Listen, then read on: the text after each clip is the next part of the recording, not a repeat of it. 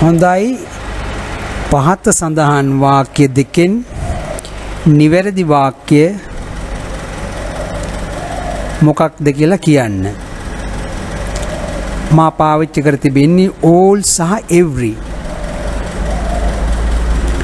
එතකොට මේ බලන්න පළවෙනි වාක්‍යය all children need love. අංක 2 every children need love. මේ දෙකෙන් නිවැරදි වාක්‍ය all සහ every පාවිච්චි කරලා තියෙන්නේ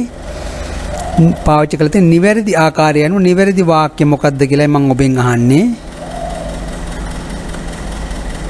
අංක 1ද නිවැරදි අංක 2ද නිවැරදි.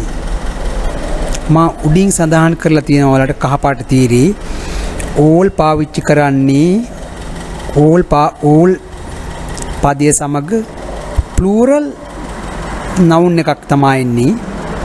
every පදය සමග singular noun එකක් තමයි use කරන්න පුළුවන්. ඒ අනුව නිවැරදි පිළිතුර ඔයාලට දැන් හොයාගන්න පුළුවන්. නිවැරදි පිළිතුර වන්නේ all children need love. අංක 1 නිවැරදි පිළිතුර.